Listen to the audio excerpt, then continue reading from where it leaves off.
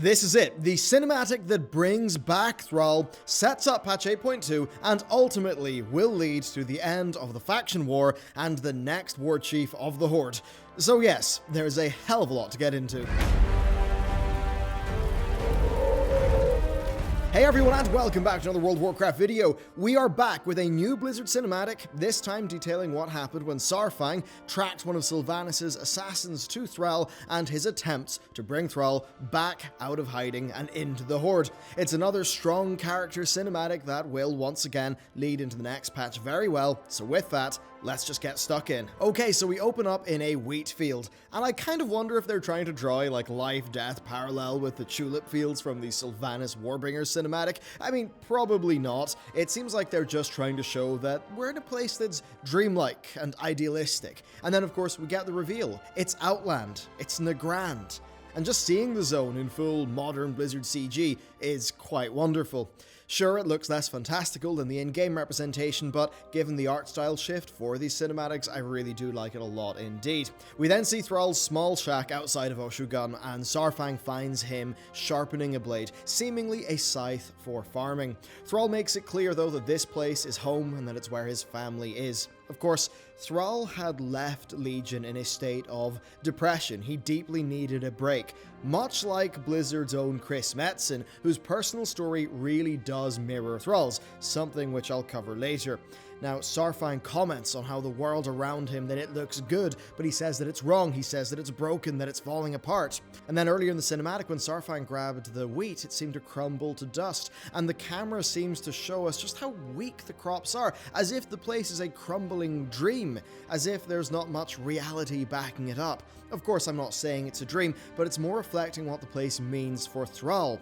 It is him not being able to deal with reality, so he escaped to Outland, to another realm, one from the past, one that is no longer viable for the future, yet is comfortable, but a dead end. Saurfang reminds him that Outland is broken, just like the Horde, and he escalates, pressing Thrall on if he actually knows what Sylvanas has been up to, what's really going on with the Horde, going as far as to say that Thrall has been hiding. And right as that happens, the shot highlights Saurfang's charred medallion. Of course, that was from his dead son, and right as he was going to give up, he went to burn it during Lordaeron, but just before the battle started, his hope was rekindled, of course, only to soon be crushed by Sylvanas using the plague on her own troops. After that initial despair, he has since taken to wearing it again, showing that, yeah, he's choosing to fight for the old Horde that his son embodied, and that's why when you see him, he's an orc on a mission in this cinematic. Thrall says that he's left that life behind, that he's no one's savior, and this once again is a massive parallel with Metzen's own story, one that I think is quite clearly on purpose. He says that he won't lead the Horde, but Saurfang said that that's not what he asked, that he just hoped that Thrall would fight for the Horde. Thrall walks to his forge, only for a Forsaken assassin to attack the pair. This cinematic, if anything, shows us how much bigger and stronger orcs are. Thrall, though, was angry, accusing Saurfang of letting himself being followed. He seems confused and shocked, only for Saurfang to reveal that he followed the assassins who were going for Thrall anyway. He tells Thrall that the likes of them don't get to hide, a nod to Saurfang's own character development. Of course, twice he tried to hide from what was really going on. In Lordaeron, he attempted to get himself killed twice. Once before the battle, and then once at the end when he tried to lash out at the Alliance forces. He languished in a Stormwind prison for a while, only for Anduin to be the spark that he needed to take up the good fight, something that he is now trying to do for Thrall. As for how the assassins found Thrall, well, hey, Sylvanas is clearly just a magical 4D chess playing master tactician wizard now, so we'll just have to assume that she has been tracking him for a long time indeed, likely knowing what happened in the Siege of Orgrimmar, where Thrall kinda came back to help the OG Horde. So it dawns on Thrall that Saurfang is right. He steps over to his forge, he kicks it over, and he takes up an axe. In this cinematic, we first saw Thrall working on a tool for farming, and by the end, we see him take up an implement for war. What's interesting to me is that even before Thrall was attacked by the assassins, he was seen walking towards that forge, and I suppose the big question is, was his mind already made up to fight, or was that him walking back to his forge, back to the scythe that he was probably working on so that he could better harvest the wheat around him. The crumbling wheat in this bizarre, idealized, sort of not particularly real dream world that he had ran away to. So it's a hell of a cinematic, and before we get into the spoiler stuff, let's talk about the narrative lead-in. So when we last left off with Saurfang, he had escaped into the marsh after a contingent of Sylvanas' assassins had been defeated. Since then, Saurfang had been pretty quiet, but we've known what his mission was. His mission was to help Anduin defeat Sylvanas by kicking off another Horde revolution. That much is very clear after the prison cinematic. Now, while he's been doing that, Sylvanas has been getting progressively more mad, while the war has been getting more desperate with their defeat at the Battle of Dazara Lore. The Derek Proudmoore situation obviously crossed a moral threshold for many members of the Horde, and the subsequent imprisonment of Bane was another move against the ideals of Thrall's reformed Horde. Now, this cinematic takes place after patch 8.1.5, and therefore it is working to set up the story of the patch 8.2 war campaign, which itself is going to be setting up the conclusion of the faction story. What is clear, though, is that this is setting up the return of Thrall, and when you look at his in-game model and the one here, it's clearly a new take on Thrall, one who's back, one who really means business, so I suspect we'll be seeing something, well, a bit new. Now, before we get into the spoilers in this video, a few things, and also the Chris Metzen angle. So first, Warlords of Draenor. At the end of that expansion, Thrall in a Makara killed Garrosh, but the thing is, Thrall kind of broke the rules. Right, in one of those, both warriors are only supposed to use, I believe, a weapon each, with no other trickery bar a shaman blessing the weapon. Now, the second things went badly for him when his shaman beads got destroyed by Garrosh. Thrall just went and zapped Garrosh to death, something which kind of does break the rules. Now, since then, the weapon felt like a dead weight to Thrall, the Doomhammer. According to the Doomhammer artifact research, he was conflicted, struggling, as what was once a weapon of honor now to him was the weapon of an executioner, one that was driven by vengeance. So did the elements abandon him? Did Thrall just feel like he was no longer able to righteously wield it because of internal struggle? It could be a bit of both.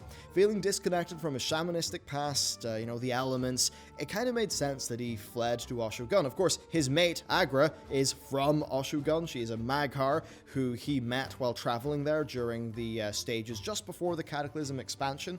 Oshugun, of course, is a very important religious place for the Orcs, even though its spiritual properties were actually because of it being a crashed transdimensional fortress with a dying Naru at its core, but still, it is also close to the Ring of Elements, which is very important to the Orcs.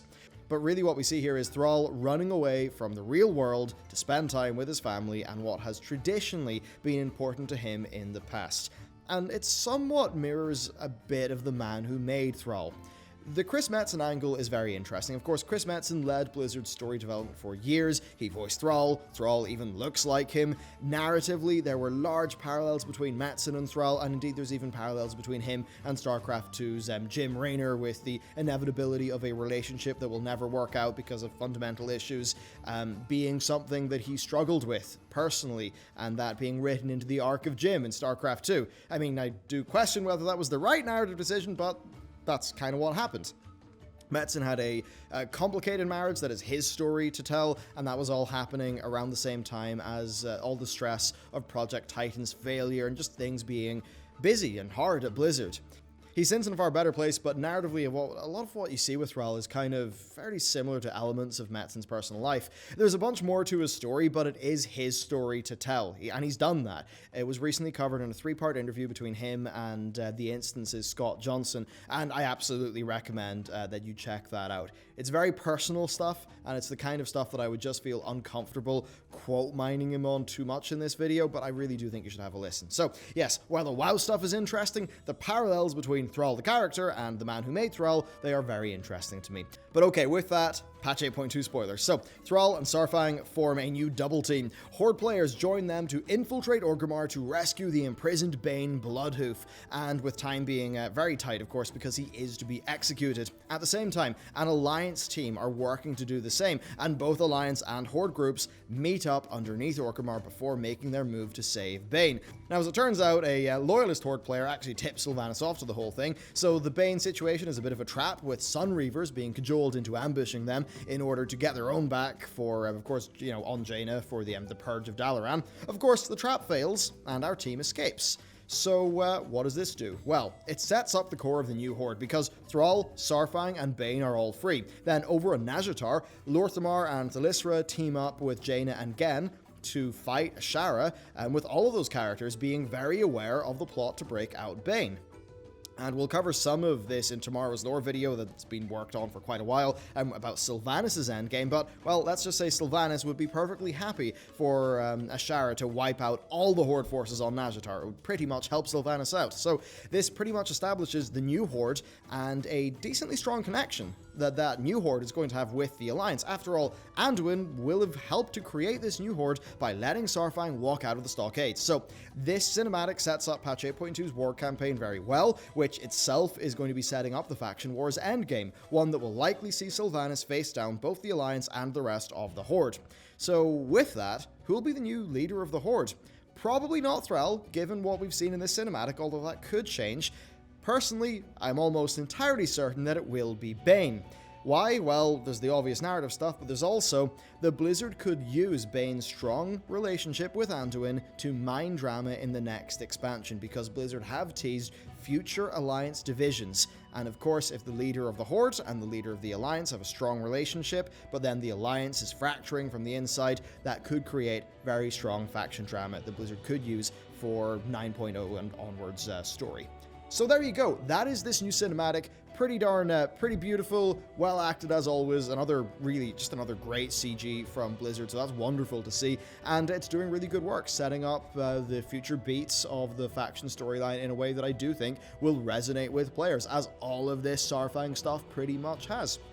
So, there you go. Let me know what you think about all this. Let me know who you think the new leader of the Horde is going to be. And on the topic of that Alliance division, I'd love to know what you think that division will be. I have an idea. That will make it into a video, and I'd be kind of interested to see if we agree or disagree and where we all lie. So, thank you very much for watching this video, and with that, I'll see you next time.